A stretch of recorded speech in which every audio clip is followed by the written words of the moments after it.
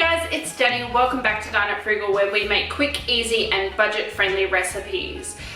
On today's episode, we're going to be making a budget-friendly meat pie. I actually, I'm going to step over here and grab the book. I actually have this recipe from my high school home economics cookbook or textbook, whatever we're going to call it.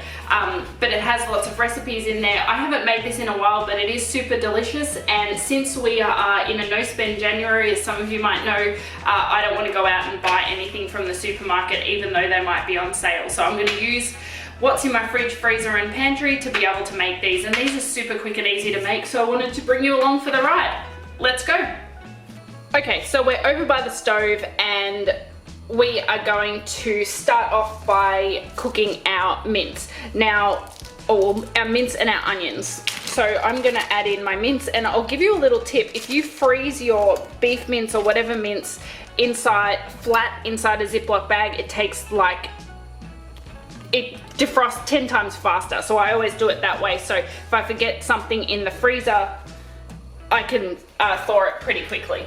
So I've got my mince in there, and now to that I'm going to add my onion. You'll notice that I haven't added any oil. My mince is 85% beef, 15% fat, so that's more than enough oil as it cooks down. If you're working with a very lean meat, then put in about a tablespoon of oil just to have some fat in there, but I'm not going to do that, otherwise it gets too fatty. And I have a non-stick pan so it doesn't stick either. So I'm just gonna get the beef mince nice and brown, and those onions, oh gosh, I'm a little bit hasty with the pan this morning. Sorry. So I'm just gonna as I said, I'm gonna let the beef get brown, the onion get nice and cooked and translucent, and then once we've done all of that, I will bring you back and we can add the rest of our ingredients. Alright, our beef mince is nice and brown, our onion is translucent, and now we are going to add our flour. So I'm going to add our flour, and we are going to cook that so that we remove all that raw flour flavour. So we're just going to brown that, and you'll see that it absorbs a lot of that juice and fat from the mince that's released from the pan. So we're just going to... And what I'm doing as well is I'm cooking this earlier in the morning, because I want this cooled completely by the time we go ahead and put it in our pastry cases. What happens is if you put a hot filling into cold pastry cases, you run the risk of getting soggy. Once the pie is cooking in the oven, you run the risk of getting really soggy bases. So I don't want that. I want to put a cold filling into cold pastry and then let everything heat up and cook together in the oven, or heat up and cook together in the oven. That's what I was trying to say. Alright, so I think our flour is nice and cooked through. Now we're going to add all of our other ingredients. So here I have some Worcestershire sauce.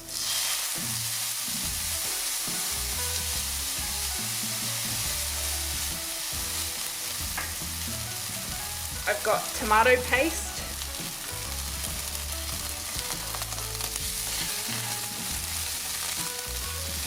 And now I'm going to go in with a cup of water.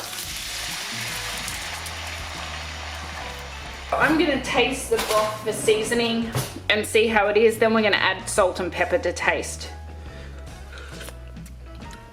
Oh yeah, that needs salt.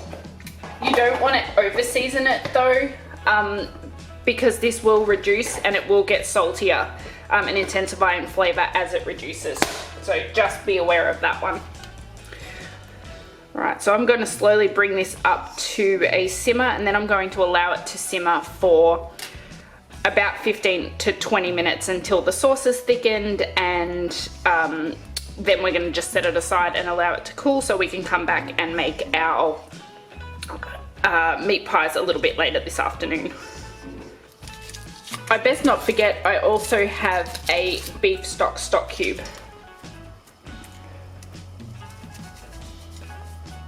To add in there as well. It was covered by my plate and I forgot it. Oops. add in the stock cube. Don't do what I did, add in the stock cube before you go ahead and add in the salt and pepper. I'm gonna let this simmer for about 15-20 minutes and then I will bring you back. Alright, so it's been about 12.5 minutes and this mixture is beautifully cooked. The sauce has thickened up beautifully and I think that's about as reduced as I want it to make sure that we still get some of that beautiful sauce in our meat pies when we cook them up.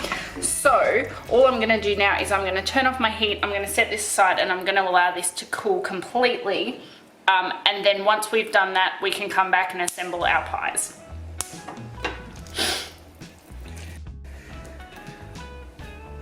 Alright, so now we are actually going to assemble our pie. I am making a family size pie using my large pie plate. You can make these in muffin tins as well if you wanted to make smaller party pies, but I'm just going to use this. I have my pastry that we made. Now you can use store-bought pastry, you can use puff pastry for the top and short crust pastry for the bottom, or you can use short crust on both, but I've made my own, seeing that it's gluten-free, and gluten-free puff pastry is actually, oh sorry, short crust pastry is really expensive, so I just made my own. But if I had the choice to use store-bought, or if store-bought was cheaper, I would be using that. And then I have the filling that we made. So here we have, let me put it in frame. Here we have our meat filling and that's been sitting in the fridge so it's cold. So the first thing we're going to do is line our pie tin with our pastry, and then we're going to go and add in our meat filling. So that should be rolled enough. I actually rolled the pastry between 2 sheets of parchment paper, and then what I do is I peel off one side and just lay it directly into the pie plate like this. So then I can help get the baking paper to help me press it in. Ooh.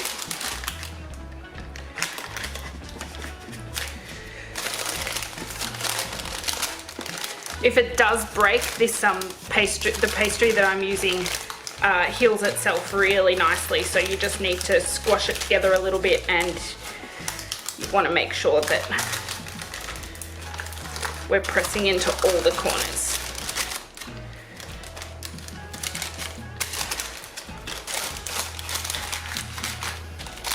There we go. So now I'm going to remove my baking paper and I'm just going to set that aside because I will use that for the lid as well. And then if you find that there are any areas that are a little bit thin or need a little bit more pastry, then you can go ahead and just rip some off the sides and add that there.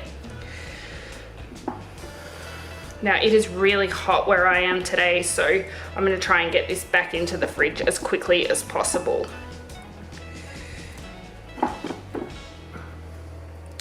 Okay, so there we go. We have our pie completely lined with pastry, and what I'm going to do is I'm just going to go ahead and cut off the excess because I'll add that to the top.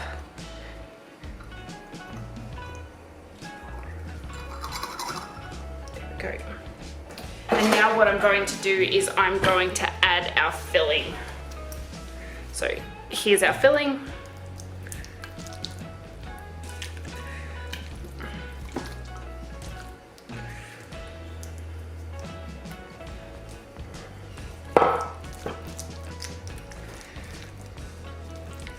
I probably could have had a little bit more filling in this size pie, but that's okay. We're just going to work with what we've got.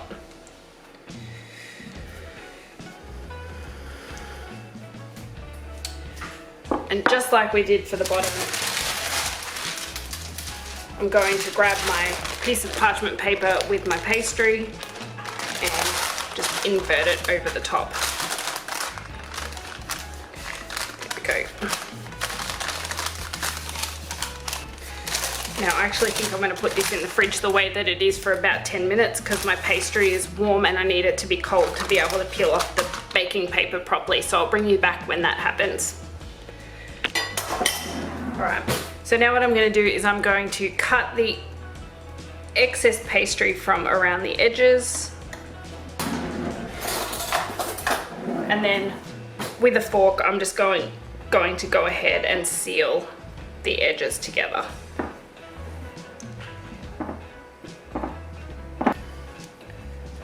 I'm actually going to go and neaten up the edges again, just to neaten them up, and everything's slipping and sliding over here.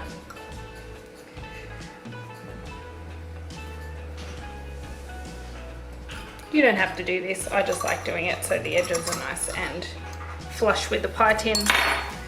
And finally, I'm just going to put in some air holes. 1, 2, 3, 4.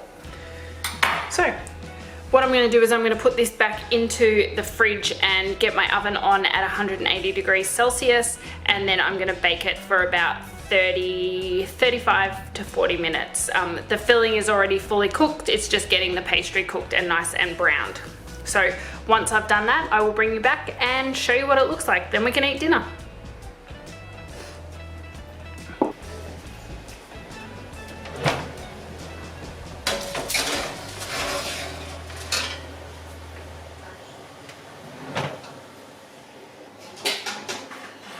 So here is our beautiful pie that I'm just taking out of the oven. The pastry is fully cooked through. The meat is nice and warm. Like I said before, that was fully cooked anyway. So I'm gonna leave this here for about 15 minutes to cool down, and then we're gonna cut into it and serve it for dinner. So once we're ready for that, I'll bring you back. It is time to serve this up. I've been letting this cool for about 15 minutes, and now I'm going to serve it up. So I'm just going to serve up a quarter for each Matt and I. And this pastry is so crumbly. Well, it's flaky. So hopefully I don't get a disaster when I go ahead and take it out of the pan.